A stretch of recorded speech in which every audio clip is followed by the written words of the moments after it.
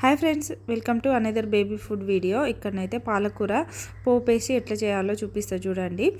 పాలకూరని అయితే ఫస్ట్ నీట్గా వాష్ చేసేసుకోండి, ఎందుకంటే కొంచెం మట్టి మట్టి ఉంటుంది కదా. నీట్గా వాష్ చేసేసి చిన్నగా చాప్ అయితే చేసేసుకోండి.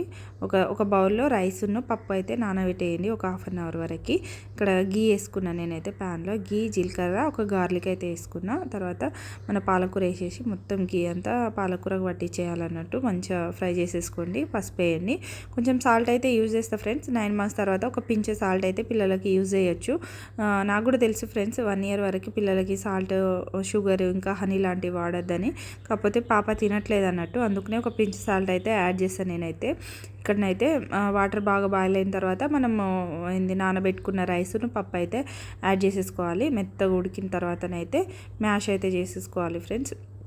ఎప్పుడైనా పిల్లలు తినకుండా ఉంటారు కదా, మంచిగా గీ ఫ్లేవరు ఇంకా పాలకూరలోకి వెళ్తుంది కదా, మంచిగా అంటే ఫ్లేవర్ అయితే వస్తుంది వాళ్ళకి, టేస్ట్ అయితే అనిపిస్తుంది, అందుకనే తింటారు. ఏదైనా ఫుడ్ ఒకటే పూటకు పెట్టండి, దాన్నే ఒక 2-3 times అయితే పెట్టడానికి ట్రై చేయకండి. వీడియో నచ్చితే లైక్ చేసి